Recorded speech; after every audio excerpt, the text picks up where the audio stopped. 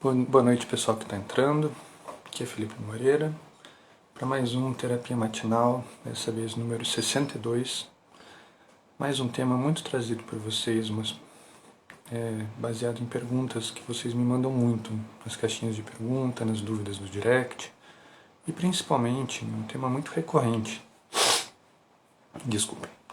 nos grupos de psicologia, nos círculos de conversa, porque é uma das razões, historicamente falando, que mais trazem as pessoas para a terapia, mais trazem as pessoas para a nossa clínica, para o nosso consultório, que é a questão do abuso sexual. Né? O que é um abuso, como é que ele funciona, quais são os sintomas que a gente tem que ficar de olho. Essas são algumas das coisas que eu vou falar um pouquinho para vocês hoje. Espero que o áudio esteja um pouquinho bom, esteja bom, né? Estou um pouquinho rouco porque está um frio de lascar aqui, eu estou um pouquinho gripado, então vocês não reparem, tá? Basicamente, muita gente traz pra gente, a gente que eu digo terapeutas, psicólogos, muito dessa questão. Trazem alguns sintomas que dizem respeito à insegurança, timidez, introversão, ou muitas vezes trazem a preocupação com o comportamento dos próprios filhos, né? Ou das crianças que têm em casa sobrinhos, primos, amigos. Muitas vezes a gente acaba seguindo certos caminhos, certas trilhas, e a gente vê muito, infelizmente, nos filmes, muitos mitos referente aos sintomas do abuso sexual. Muita gente acha que só quem passou por abuso pode fazer terapia. Isso é um grande mito. A psicoterapia, ela se destina a qualquer pessoa que queira trabalhar a autoestima, queira melhorar a própria motivação e trabalhar com as questões, né, emocionais que acha que afetam a própria vida. Então não é só quem passou por abuso que procura terapia.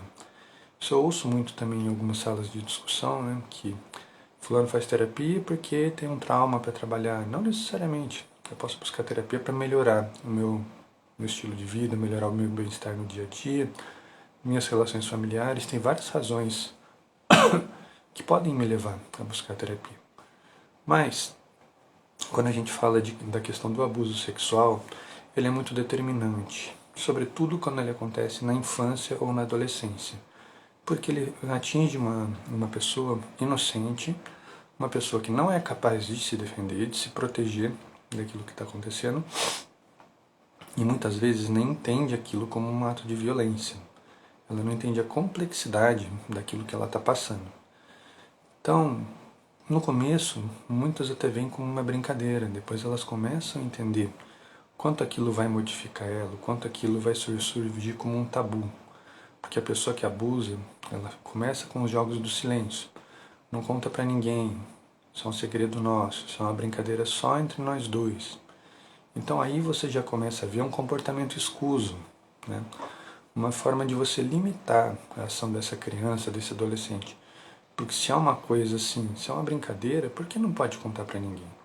E aí você começa a criar esse tabu, esse hábito de manter o segredo. E aquilo fica na cabeça da criança, aquilo fica enraizado. Porque na maior parte das vezes, segundo o Ministério da Saúde, em 87% dos casos aproximadamente, o abusador é alguém conhecido, é alguém que frequenta a casa da vítima, é alguém muitas vezes da própria família. Então é uma pessoa de referência, é uma pessoa de autoridade. Então quando ela faz um pedido desses, a criança vai levar a sério.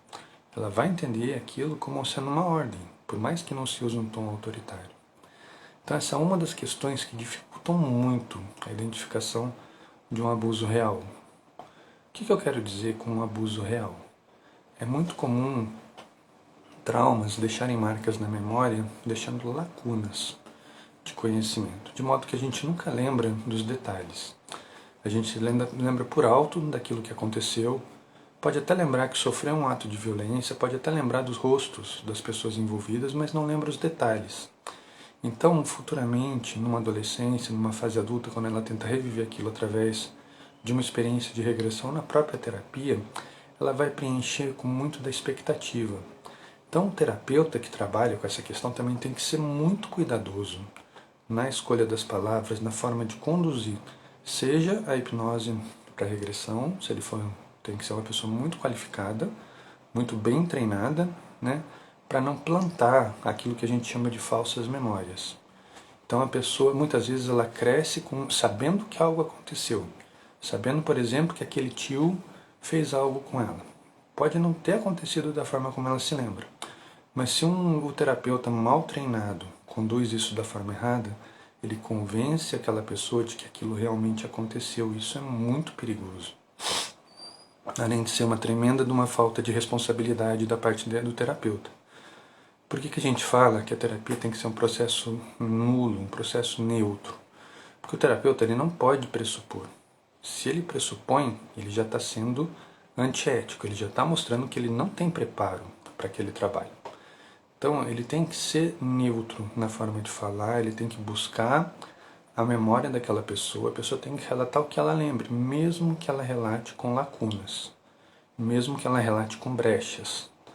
Por que é um trabalho continuado? Porque cada vez que você mergulha no seu inconsciente em busca de uma lembrança e vai puxando um pouco daquilo, você vai trazendo um pouco mais de detalhes, você vai lembrando de alguma coisa a mais. Mas aquilo tem que partir do paciente, nunca do terapeuta. Então, o terapeuta que entra no processo já com o pensamento em mente, eu acho que houve um caso de abuso. Inclusive, esses dias eu peguei uma paciente, fiz uma avaliação de uma paciente que o terapeuta falou isso para ela. Então, ela tinha um quadro de timidez, ela tinha um quadro de ansiedade muito agudo, e o terapeuta, eu vou colocar aspas aqui, virou para ela e falou: normalmente quem tem esse comportamento é porque foi abusado na infância. Você já fez terapia para investigar? Sim, ela falou que ele usou essas palavras. Então você imagina como é que isso fica na cabeça da pessoa, mesmo adulta, ouvindo isso de uma autoridade. Novamente estou colocando aspas aqui. Alguém que obviamente não tem a menor ideia do que está fazendo. Então, até a forma de você abordar o assunto com o seu cliente, com o seu paciente, tem que ser muito cuidadoso, porque é um assunto delicado. É um assunto que a pessoa que sofreu sabe que sofreu. A pessoa que não sabe que sofreu, não se lembra, tem o medo do que pode lembrar. Então ela já tem uma expectativa no ar ali. Então se você alimenta essa expectativa, é que nem mostrar de longe o osso para um cachorro bravo que está acorrentado. Ele vai ficar louco. Ele vai se esticar, ele vai puxar a corrente até arrebentar e vir para cima de você. É o que acontece com o inconsciente da pessoa, com a imaginação dela. Você supõe uma coisa dessas, de tamanha gravidade, a pessoa pode se convencer de que aquilo aconteceu, e aí você pode acabar com uma família inteira. Você imagina essa pessoa que chega em casa e fala abertamente para os pais: meu terapeuta hoje falou que eu fui abusada na infância. Como é que esses pais vão reagir? Se aconteceu alguma coisa e eles sabem, está feito o estrago. Se não aconteceu nada, obviamente isso vai surgir como um absurdo, isso vai criar uma comoção, um clima muito ruim naquela família. E aquela sensação de: será que aconteceu alguma coisa? Então por isso que eu resolvi fazer essa live, baseado em muitas informações desencontradas que vão chegando para mim. Muitas perguntas que me chegam, na verdade, pedindo uma confirmação de uma ideia. Então eu selecionei, através de uma breve pesquisa, alguns dos sinais que a gente tem que ficar atento nos nossos filhos, nas crianças que frequentam a nossa casa, para que levantam a bandeira. Não quer dizer que seja uma confirmação, mas que mostram que alguma coisa está acontecendo na vida daquela criança, na vida daquele adolescente.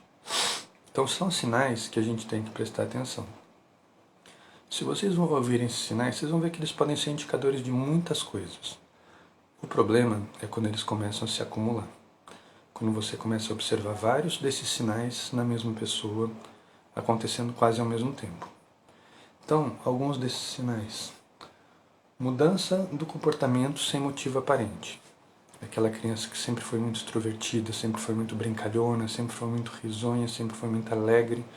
De repente ela fica brava com tudo, ela fica triste, ela não quer mais conversar sobre certos assuntos, ela não quer mais ir na casa daquele tio que ela sempre ia e ficava feliz, ela não quer ficar dentro de casa.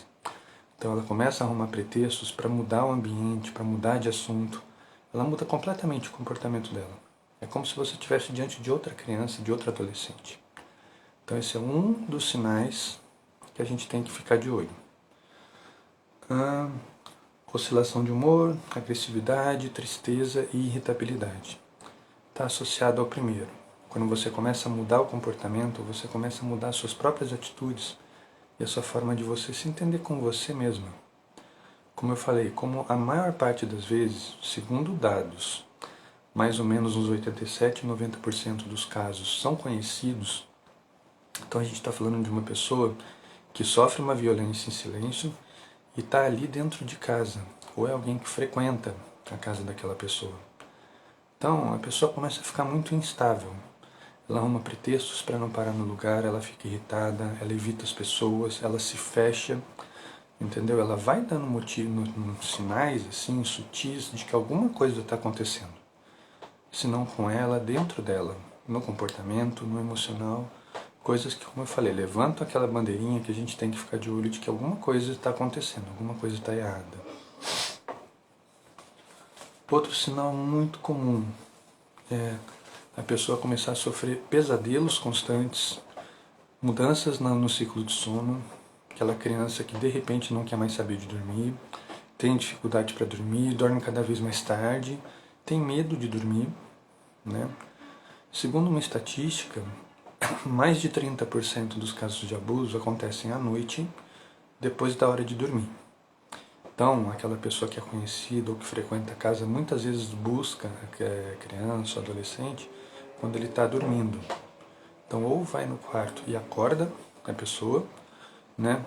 Ou pega na força pela violência. Então, a pessoa cresce com aquela sensação de eu não posso dormir. Ela entra no estado de alerta, ela entra num estado de ansiedade. Quem acompanha minhas lives já me viu falando que a ansiedade mantém você num estado altíssimo de sensorial, de atenção, uma sensação de estar ligadão, sempre vendo perigo em tudo. Então a pessoa que está sofrendo um abuso ou que sofreu, ela entra nesse estado, ela começa a viver nessa situação de alerta, nesse sentimento de que algo pode acontecer. Então ela custa dormir, muitas vezes passa noites em claro, muda completamente o ciclo do sono. Eu já atendi uma adolescente, uma não, algumas, tanto adolescentes mulheres quanto adolescentes homens, tá? Acontece com os dois lados, que inclusive pararam de dormir à noite e passaram a dormir durante o dia. Tamanho medo que sentiam da violência que sofreram, né? Então, mudança no ciclo do sono, isolamento social, como eu falei, elas param de conversar com as pessoas, porque fica aquela ordem que foi dada a ela de não conversar com ninguém, não falar com ninguém, não tocar no assunto. E se ela é uma pessoa muito brincalhona, muito conversadora, ela quer falar, ela quer se abrir. Então a cabecinha dela está em conflito. Ela quer, mas ela não pode. Então ela se afasta. Então lembrem que eu falei de mudança do comportamento. Uma criança que sempre foi brincalhona, começa a recuar, começa a ficar mais tímida, mais assustada, tudo deixa ela nervosa. Então são alguns dos sinais que vão mostrando que alguma coisa ali não está legal. Vergonha do próprio corpo. Uma criança que nunca teve problema, muitas vezes, em se despir, em trocar de roupa na frente da família, de repente ela passa a se esconder, de repente ela não quer mais que aquilo aconteça, ela não quer mais ser vista. Então ela troca de roupa muitas vezes até da própria mãe. Ela se enrola numa toalha e troca de roupa escondida, ou apaga a luz para trocar de roupa. Entendeu? Ela começa a se sentir envergonhada por ela mesma, pelo próprio corpo. Isso é um sentimento muito comum em quem sofre desse tipo de abuso, a pessoa se sentir suja, se sentir ou muito atraente ou muito feia. Então ela começa a não gostar dela mesma, ela se esconde das pessoas, ela evita. Isso se soma ao isolamento social e muitas vezes pode começar a manifestar um comportamento tipo toque. A pessoa tem complexo de limpeza, de tomar banho, de lavar as mãos, de se limpar, troca de roupa frequentemente, ela não consegue parar no lugar, ela fica inquieta, entendeu? É porque alguma coisa está perturbando ela. Lembrem-se que o mundo interno da pessoa a gente não consegue observar. Então, uma criança muito inquieta é porque os pensamentos estão muito acelerados, tem muita coisa acontecendo ali. E ela não consegue falar. Ou ela foi ensinada a não falar. Lembre-se do tabu, ele está sempre presente. Queda no rendimento escolar é um outro sinal. Aquela pessoa que sempre foi muito atenta, muito extrovertida, muito brincalhona, muito entregue à rotina escolar, sempre fez as tarefas, de repente ela se fecha. Não quer mais fazer trabalho em grupo, não quer mais ir para a escola muitas vezes, né? Briga com o professor, para de estudar, passa a se afastar das pessoas que sempre foram próximas dela, sempre foram muito amigas. Isso tudo que eu vou falando, essas mudanças, geralmente elas são repentinas, tá? Elas não são aquela mudança natural do adolescente, da criança que está crescendo e está mudando os gostos, mudando os interesses. Isso acontece muito rápido, né? Para não dizer da noite para o dia, às vezes no intervalo de uma semana você vê o seu filho, aquele adolescente, aquela criança mudar completamente da água para o vinho, na maneira de ser, na maneira de se comportar dentro de casa, com os amigos, com a família, na escola. Então são várias mudanças em vários espectros da vida dela que vão acontecendo simultaneamente. Como eu falei, muitos sinais, se você pegar isoladamente, não querem dizer nada. Mas quando você vai colocando no conjunto, você percebe que está havendo ali um quadro de agitação, está havendo ali um quadro de medo, uma fobia, uma insegurança além do normal para aquela pessoa. Isso tem que ser levado a sério, isso tem que ser investigado. O que está acontecendo naquela cabecinha? Por que ela passou a ter medo de tudo? Por que ela passou a ter medo de todos? Por que ela não quer mais estudar? Por que ela, às vezes, ou não quer mais sair de casa ou não quer mais voltar para casa? Tudo isso são sinais que ela vai dando de que alguma coisa está acontecendo e ela pode estar sinalizando para você que está mais atento aonde está o perigo, aonde ela vê o problema. Né? Por mais que ela não fale, ela dá indícios. Lembre-se que a doença mental, como eu sempre falo, ela é um caminho de migalhas. Você vai buscando sinais e vai somando os sintomas para compor aquele mosaico, aquele quadro. E com o abuso não é diferente. Você tem que prestar atenção nos sinais e começar a montar esse panorama do que está acontecendo, do que está incomodando aquela pessoinha.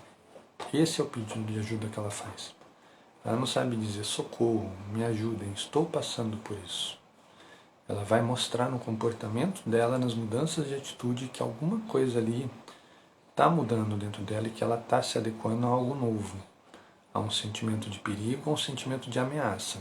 Então prestem atenção quando vocês virem esse tipo de rotina, esse tipo de mudança brusca do comportamento. Né?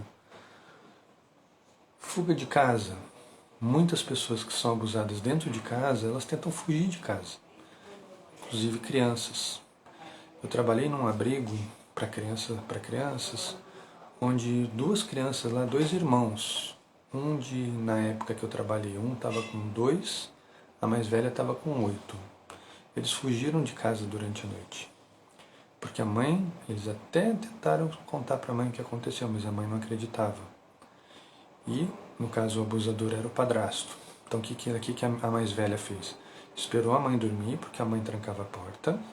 Esperou a mãe dormir, ela conseguiu pegar a chave, uma cópia da chave que a mãe deixava escondida. Destrancou a porta, pegou o irmão e saíram de casa antes que o padrasto chegasse. Porque ele saía para beber, voltava alcoolizado e é quando acontecia um abuso. Então a criança tenta fugir do ambiente que ela não tem mais como segurança. É a criança que não para em casa, ela quer estar sempre na casa dos amigos, ela não quer voltar para casa, ela fica ansiosa quando você fala: não, tá na hora de voltar para casa, vamos ligar para a mamãe, vamos ligar para o papai. Ela entra em parafuso. Você vê no olhar dela o terror, se você prestar atenção, você vê no olhar dela que ela não quer voltar para lá. Então isso quando é alguém da família. Se acontece na escola, é a escola que vai ser vítima disso. Ela não quer mais ir para a escola, ou se ela vai para a escola, ela fica sempre nos mesmos lugares, sempre com as mesmas pessoas, ela não muda a rotina. Ela sempre vai ter alguém por perto num sentimento de se sentir protegida. E geralmente vai ser alguém mais velho, alguém que na cabecinha dela possa proteger ela do que acontece. Mesmo que ela não verbalize. Mas é aquele caso de muitas vezes acontecer da criança começar a fazer amigos mais velhos, andar com as turmas mais velhas, se cercar muitas vezes, grudar em professor. Ah, vai no intervalo, ela acompanha o professor até encontrar com outro professor ou o próprio professor voltar para a sala depois do intervalo. Então ela está presente, fica na porta da sala dos professores, fica sempre por perto de alguém, ou fica muito amiga de alguém mais velho, por exemplo, um funcionário da limpeza. Então ela sai para o intervalo e já sai correndo atrás dessa pessoa, que é a segurança que ela tem. É a pessoa que passa confiança, a pessoa que passa um sentimento de proteção para ela. Mais uma vez, é um sinal que ela está dando que ela não quer ficar ali sozinha, ela não quer se sentir vulnerável. mesmo que seja um evento de uma única vez. É bastante para marcar aquela pessoa para o resto da vida dela. Entendeu? Não é uma coisa que necessariamente tem que acontecer repetidas vezes, tem que acontecer sistematicamente. Só precisa acontecer uma vez. E a cabecinha da criança, do adolescente muda para sempre. Todos esses sinais vão surgindo pouco a pouco, mas geralmente de forma repentina. Não todos ao mesmo tempo, mas eles vão entrando na rotina da cabeça, na cabecinha da criança, do adolescente, e eles vão se tornar adultos marcados, pessoas limitadas. Então, uma pessoa vítima de abuso que manifesta muito cedo esse isolamento social, essa timidez, essa dificuldade de socialização, ela vai se tornar um adulto isolado, um adulto que vive escondido, um adulto que não se abre, que não fala da própria vida com ninguém. Lembre-se que quando é alguém da família, pior ainda, porque você foi abusado por uma pessoa e você ainda foi obrigado a conviver com aquela pessoa por muitos anos. Seja repetindo o abuso ou mesmo que não se repita. Você passou o tempo inteiro de frente para aquela pessoa, não podendo falar nada para ninguém. Então você se torna medroso, você se torna assustado, ou você se torna violento, você se torna irritadiço. Aquilo vai deixar uma marca dentro de você, aquilo vai ter um efeito no seu psicológico. E assim, os sinais estão lá. Nem todo mundo está atento a eles. Lembrando que a criança, como eu falei, não sabe pedir ajuda, o adolescente não consegue também se ajudar, se proteger. Porque geralmente é um abusador mais velho, mais forte. Ou ele age pela violência, como foi o caso que eu falei do padrasto, né? Que saía para beber, voltava e ia atrás dos filhos. Ou muitas vezes é uma conversa, uma sedução do responsável. Tá? É o que a gente chama de conversa mole, é saber falar, é uma brincadeira que acontece. Quem acompanhou os meus stories, viu um caso lá de uma pessoa, né, que quando era criança o avô colocava no colo e falava para dançar sentadinha no colo. Então são coisas que vão acontecendo que a pessoa tem como uma brincadeira para a vida inteira e de repente, mais velha, ela começa a ligar os pontos do que estava acontecendo e de repente vem todos esses comportamentos, todas essas atitudes. Entendeu? Vem vergonha, vem irritação, vem raiva, vem culpa por nunca ter percebido, vem vergonha do próprio corpo, né? E o último sintoma que eu deixei, os dois últimos sintomas não, os dois últimos sinais, na verdade, são sinais também muito clássicos de uma pessoa que passou por abuso, que é uma mudança na forma de comer, no apetite, né? A pessoa começa a comer demais ou a pessoa para de comer. Isso tem a ver com vergonha do próprio corpo, com medo pelo próprio corpo. Porque na cabeça dela, o que atrai a outra pessoa é o fato dela ter um corpo bonito. Então ela para de se cuidar, ela engorda muito, ou ela perde muito peso, fica muito magrela. Numa tentativa psicossomática, ela não faz isso de forma racional. Mas ela está tentando fazer com que a outra pessoa perca o interesse nela. Com que outra pessoa pare de vir atrás dela, porque não vai ver nada ali que seja do interesse dele. Então, são muitos sinais que a gente vai dando de que algo está acontecendo, de que a gente está precisando de ajuda, mesmo não verbalizando. Eu estou vendo algumas pessoas entrando aqui, alguns terapeutas, alguns psicólogos. Quero dar boa noite a todos. E queria pedir para vocês que tiverem alguma experiência, algum relato nesse sentido, que falem para mim o que vocês estão achando desses sinais que eu estou dando. Se vocês observam na clínica de vocês com esse tipo de demanda, ou é algo que vocês não conheciam, nunca tinham atentado. Eu queria entender como é que é feita esse tipo de percepção, esse tipo de anamnese, porque não é uma coisa que você pergunta para uma pessoa numa anamnese. Muitas vezes a pessoa já chega para a gente e ela relata logo num primeiro encontro. Outras vezes você vai fazendo algumas sessões, você passa pela anamnese quando a pessoa finalmente te relata que algo aconteceu. Ou então, durante o processo terapêutico, a pessoa vai se dando conta, vai ligando os pontos e recuperando memórias, recuperando lembranças de coisas que foram acontecendo e ela foi bloqueando ao longo da vida, né? O último, e eu atendo muito, principalmente adolescentes com isso, são pessoas que se agridem, são pessoas que se ferem, que se mutilam. É muito comum entre os adolescentes a coisa de se cortar, né? Vive marcado, não tanto em lugares visíveis, mas na perna próxima à virilha, onde a roupa vai esconder, no pé do braço aqui, onde a blusa, qualquer blusa vai esconder. A pessoa se mutila, numa tentativa primeiro de lidar com a própria dor, com outra dor, né?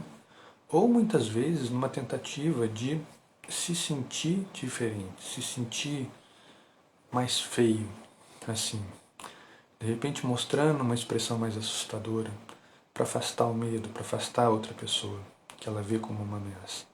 Então são várias possibilidades que a gente tem entre todas essas manifestações, né? Desde lá de cima, da mudança do comportamento, a mudança nos ciclos do sono, a mudança na forma de se cuidar, de se alimentar, a vergonha, o tabu com o próprio corpo, né? E a mudança, né, a forma de se agredir, até mesmo, e nesse caso, observo em meninas também, mas observo mais em meninos e adolescentes homens, a coisa de se tornar brigões, no sentido de reagir pela força, de querer se proteger sempre de uma forma mais agressiva, de uma forma mais violenta. Também é um sinal de que ele está reagindo a uma ameaça interna, a uma lembrança de algo que aconteceu ou acontece e ele quer que pare. Então é mais um grito de socorro que aquela pessoa está dando para a gente, né? A Ana mandou aqui. A culpa. Faltou eu falar da culpa. Obrigado, Ana. A culpa é o que a gente mais vê também. Quando o abuso ocorre quando criança e ela não sabia o que estava acontecendo. Sim, ela cresce e durante o processo de amadurecimento, muitas vezes, por isso que é muito comum esse despertar, por assim dizer, para a consciência na adolescência, porque é quando a gente começa a aprender sobre a própria sexualidade, sobre a própria vida, né? Sobre o próprio corpo. A gente começa a se conhecer melhor. Deixa eu só tomar um golinho de água que a garganta está secando aqui.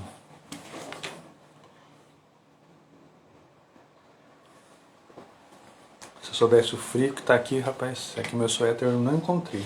Tem alguma caixa aqui. Mas a culpa vem com tudo. Quando ela começa a aprender sobre a própria sexualidade, sobre o próprio corpo, né? E de repente ela começa a ligar os pontos das coisas que aconteceram com ela, das coisas que ela passou, e vem a culpa com tudo, né? Nossa, então se eu fiz isso, então isso aconteceu, né? E muitas vezes pela própria culpa a gente faz uma inversão. A gente não vê o outro como culpado da violência que a gente sofreu, a gente vê a gente como culpado.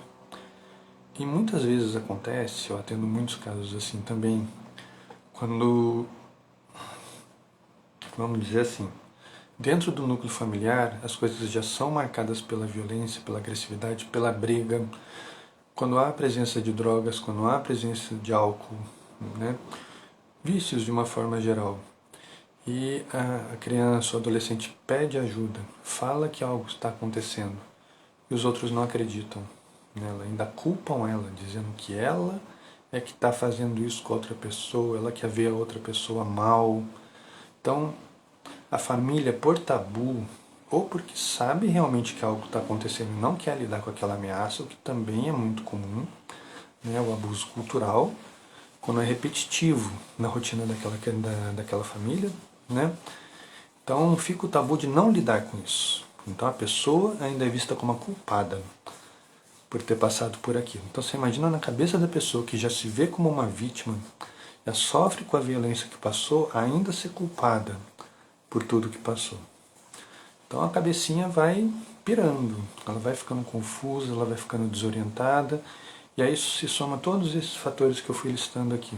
A pessoa vai se fechando cada vez mais, ou ela vai se revoltando de tal maneira com o mundo que ela pode se tornar até mesmo autodestrutiva. Seja através de ideação suicida, ou seja através de uma pessoa que vai se tornando cada vez mais violenta, ou praticando bullying, ou se tornando muito agressiva, muito brigona, a ponto de ser violenta mesmo, de agredir as pessoas para machucar. Então, a culpa é um fator que pode ter ter várias consequências, mas as principais são essas duas. Ou a pessoa é culpabilizada, perdão, pelo que ela mesma sofreu, ou ela inverte aquilo e se torna a agressora.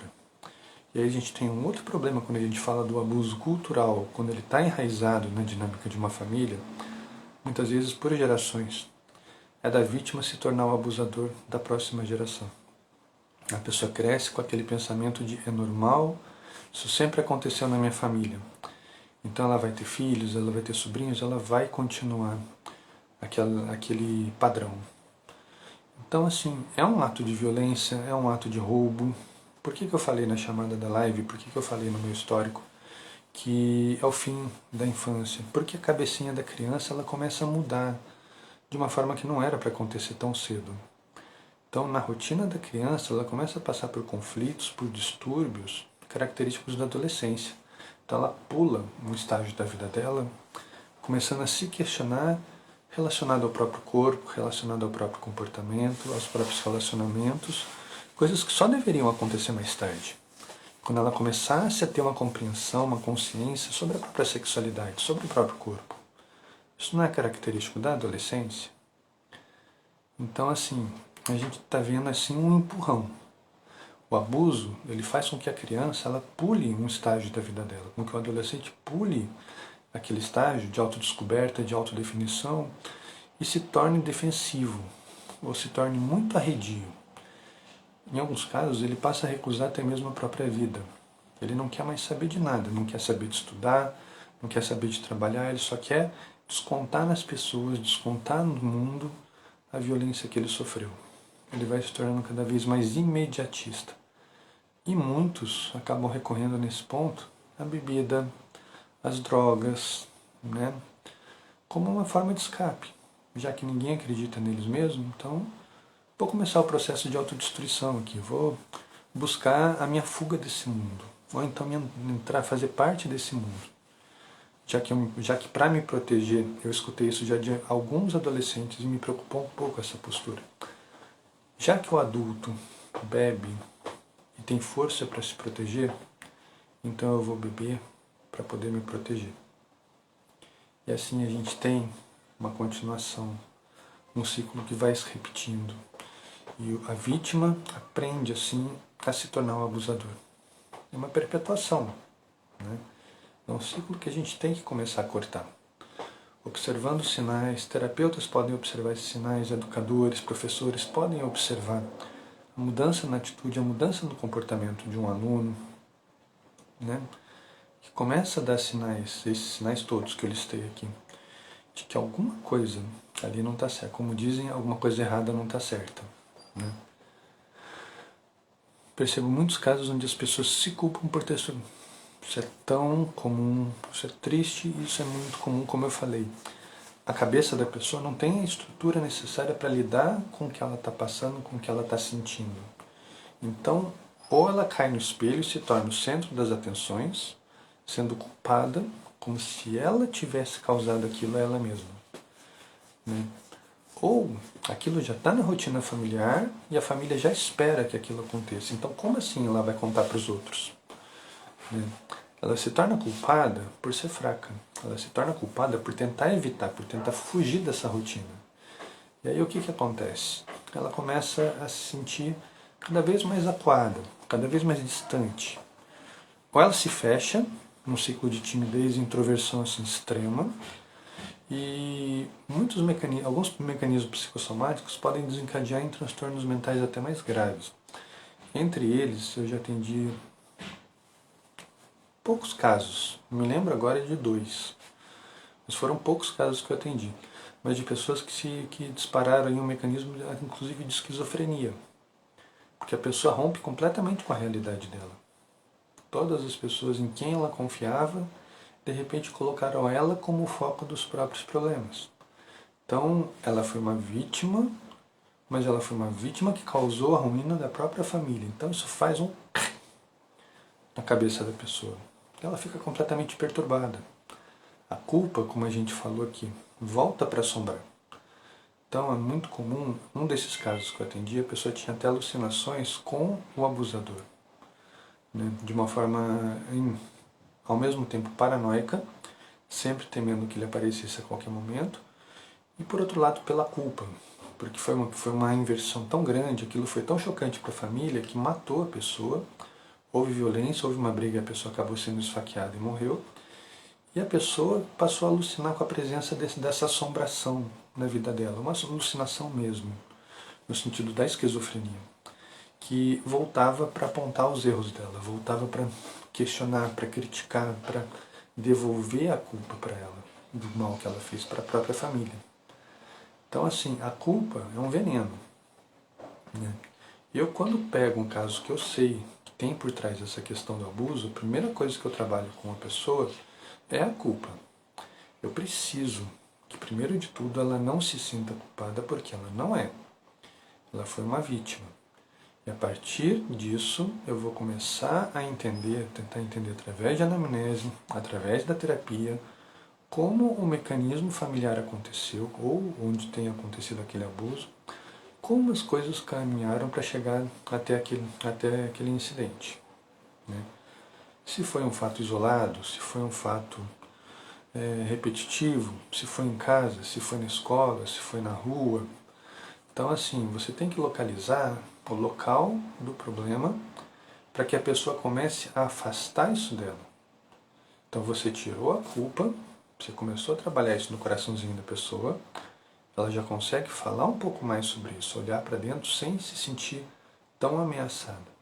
Quando você começa a buscar o lugar, você vai na mente daquela pessoa dando um enquadre para aquilo. Você consegue dissociar a pessoa que ela é agora da pessoa que ela era quando tinha a idade de passar por tudo aquilo. Então você cria um distanciamento seguro para que ela possa se lembrar do que aconteceu, se necessário relatar o que aconteceu.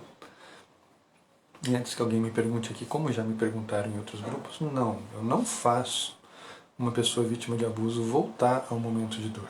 Para que eu iria querer fazer isso? É que muitos querem falar, muitos têm a necessidade de conseguir falar sobre aquilo sem sentir o peso, sem sentir medo, sem sentir a culpa. Boa noite, Lu, que está entrando agora. Feliz aniversário atrasado. Ó, você mora no meu coração, uma grande amiga, uma pessoa muito, muito querida. Né? Então, assim, você consegue dissociar a pessoa do mal que ela sofreu, do medo que ela sofreu, de tudo aquilo que marcou a vida dela. E é muito engraçado, quando você consegue tirar a culpa da pessoa, a primeira reação que ela tem sem perceber é ela suspira de alívio. Ela muda a postura, ela muda o olhar, ela muda a forma dela falar. Porque você tirou um peso de 10 toneladas que ela carregava nas costas. Seja pela culpa, seja pelo medo, seja pelos dois, seja pela autocobrança, seja a responsabilidade de carregar uma coisa familiar, né, um segredo familiar. Então você já começa a colocar a pessoa no local que é dela. Naquele momento, é o local primeiro de tudo, de paciente. Então o setting terapêutico vai se armando para que a pessoa se sinta segura. Por isso que localização é muito importante. Você fazer com que a pessoa projete a mente dela até locais que ela se sinta bem, que ela se sinta segura. E a partir daí ela vai conseguir cada vez mais falar sobre a questão, cada vez mais lembrar do acontecimento, sem sentir medo, sem sentir vergonha, principalmente. Então aquilo vai aos poucos causando uma leveza e ressignificando dentro dela todas essas mudanças ruins que eu relatei. O comportamento que mudou, por que mudou? Ela entende as coisas que foram passando na cabeça dela. Ela entende por que ela se tornou uma pessoa tão irritável. Ela começa a olhar para o medo que ela sentia e entender aquilo como um medo. Que não era culpa das pessoas, não era culpa dela. As coisas ruins que ela sentia sobre ela mesma. Era culpa daquilo que aconteceu lá atrás, daquela pessoa que ela confiou lá atrás e fez ela passar por tudo isso. Fez com que ela criasse uma identidade tão incerta, tão assustada, tão calada, tão marcada pelo silêncio, pelo tabu, pela violência. Você começa a trabalhar a vergonha da pessoa, aquela mania de limpeza, aquela mania de estar sempre se sentindo inadequada. É a pessoa que escova os dentes sempre, é a pessoa que não consegue chupar uma bala sem correr para escovar o dente. Ela mexe aqui num papel, vai correndo limpar as mãos, passar álcool, passa paninho. Tudo causa nela uma sensação dela estar se sentindo suja, porque isso está aqui dentro. Então você começa a libertar as pessoas através da conversa, através dessa colocação da pessoa, no ponto dela, enquanto vítima de tudo isso, e ela vai se libertando da culpa, do medo de entrar em contato com isso. Então, esse sentimento ruim, antes de mais nada, perde o poder sobre ela. Ângelos mandou aqui: como a vítima lida com o pânico de encontrar com o abusador? Medo depois que já passou muitos anos dos episódios de abuso. Então, quando você começa a trabalhar a questão do medo, a questão da culpa, esse medo de encontrar vai perdendo a força, porque você vai fazer um trabalho de fortalecimento da vítima. Ela vai se empoderando, ela vai percebendo o próprio potencial, e principalmente quando a gente fala em psicoterapia, você coloca ela em contato com a própria criança, com um lado frágil, com um lado vítima disso tudo, e mostra para ela que ela não é mais aquela pessoa frágil, que ela já mudou, que ela já cresceu, que hoje ela olha para o outro de igual para igual, com a mesma força, com uma diferença muito grande. A vítima está livre para viver, para sentir, para sonhar. O abusador vai sempre carregar essa culpa, vai sempre carregar esse segredo, porque ele sabe que o que ele fez foi um erro. E se ele fez várias vezes, ele carrega esse erro ao longo de uma vida. Então o peso vai estar sempre lá. Eu aprendi uma coisa com uma vítima de abuso que eu não vou esquecer nunca mais. E estava eu e outro terapeuta num grupo de apoio a vítimas de abuso e violência. Tinha homens e tinha mulheres vítimas ali. E uma mulher falou pra gente assim: a pergunta foi mais ou menos parecida com a que você me fez. Como é que você lida com o medo de se encontrar um abusador? Ela falou: olhe ele nos olhos, para que ele sinta a vergonha do que ele fez, para que ele sinta culpa pelo que ele fez, e para que ele perceba que ele não te destruiu, para que ele perceba que você hoje é mais forte que ele. Isso acaba com qualquer abusador. Isso acaba com qualquer pessoa que possa vir até com o pensamento de causar uma violência, causar uma dor para alguém. Isso acaba com o interesse da pessoa, porque ela, o que dá a vontade, o que cria a fantasia de abusar, é estar por cima, é se sentir mais forte, se sentir um predador. Se você tira isso dele, ele perde a própria identidade. Ele não tem mais nada. Isso dito por uma vítima. Então, assim, óbvio, foram anos que essa pessoa foi se tratando, foi se fortalecendo, e é muito difícil chegar a esse ponto, mas é possível chegar a esse ponto de olhar de frente sem ter medo, né? O medo de reencontrar muitas vezes implica de não ser, de repente, alguém próximo. Pode ser um professor, pode ser um tio, pode ser um primo, pode ser um amigo da rua. Então, assim, já coloca um certo distanciamento. Quando é em casa, fica, como eu falei, aquele comportamento da criança, do adolescente que não quer voltar para casa, que foge de casa o tempo inteiro, que vive na casa dos amigos, vive na casa dos parentes, mas nunca volta para a própria casa. Então, assim, olhar para esses sinais, de onde você se sente forte, onde você pode se situar, porque ali é o seu local de força, ali é o seu local seguro, ali ninguém mexe com você. Encontrou esse lugar, você vai trabalhar aqui dentro. Esse medo que você sente, lembra da fala dessa paciente que eu tive? Esse medo que você tem, primeiro, de se olhar nos olhos, porque a vergonha é muito forte, junto com a culpa, junto com o medo. Elas vão se sobrepondo. Então, pega um espelho e faz o exercício de treinar sua própria força, sua própria determinação, seu próprio olhar. Fortalece você mesmo, de dentro para fora. A partir daí, naturalmente o medo vai perdendo a força, você vai conseguindo falar com você mesmo, pelo menos mentalmente. Você vai deixando aqueles sentimentos virem até você, aqueles pensamentos que estavam escondidos de você, aquelas lembranças ruins vão aparecendo para você, e você vai perceber que elas não têm mais força nenhuma sobre você, que elas não fazem mais diferença na sua vida. Porque quando você vive pela culpa, quando você vive pelo medo, você entrega para a pessoa de bandeja o controle da sua vida. Você transforma ela na pessoa mais importante do seu tempo. Porque você passa a viver em função desse medo, em função desse rebaixamento que foi causado.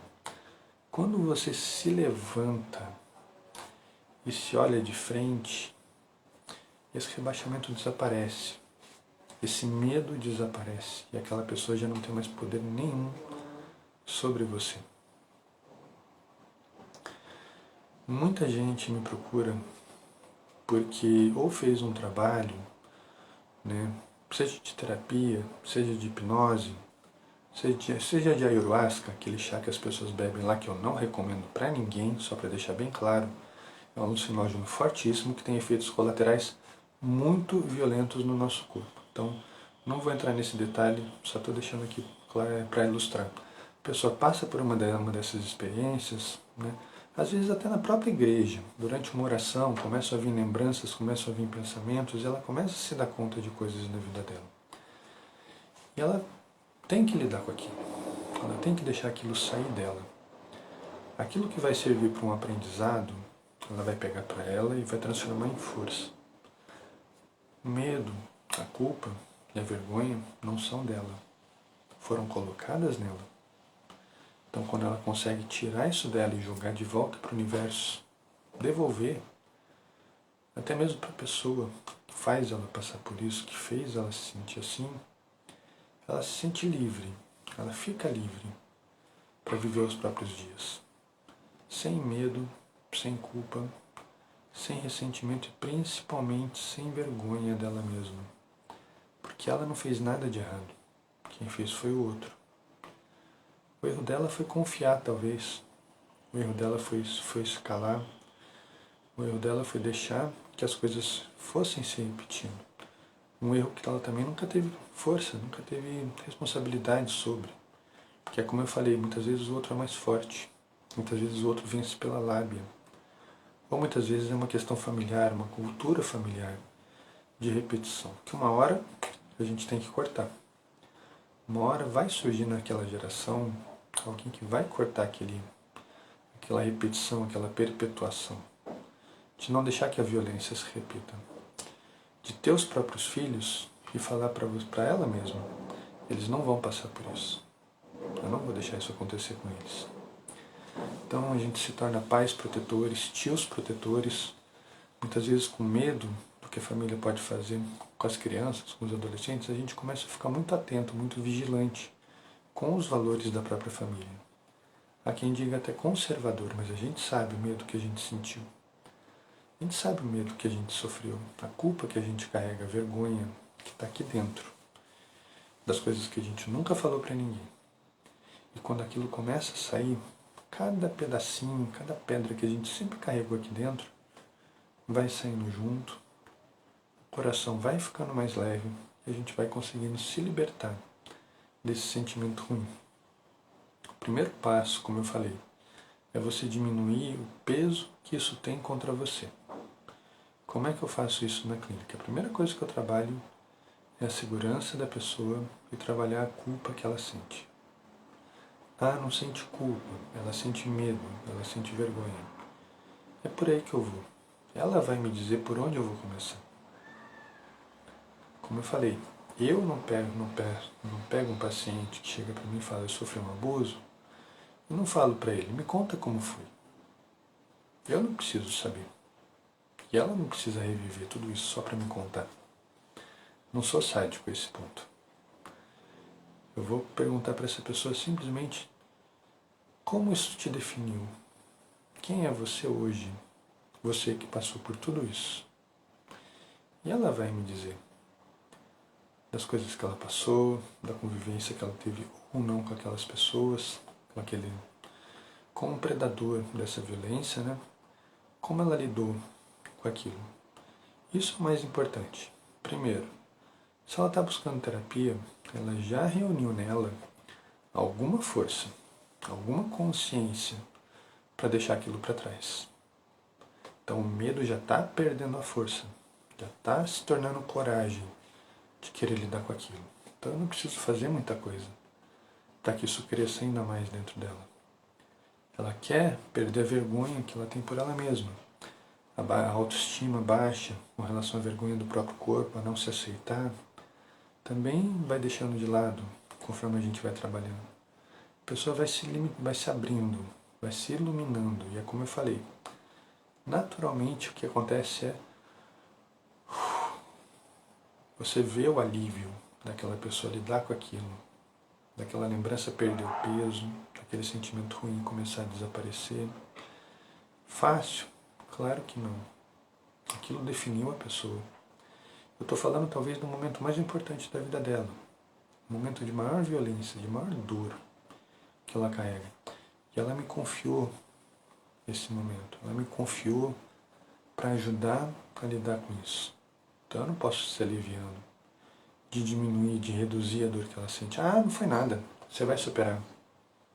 Quem sou eu para dizer isso? Quem sou eu para chamar uma pessoa machucada de ridícula? Nunca, jamais. Então eu vou acolher aquela dor, eu vou agradecer aquela confiança.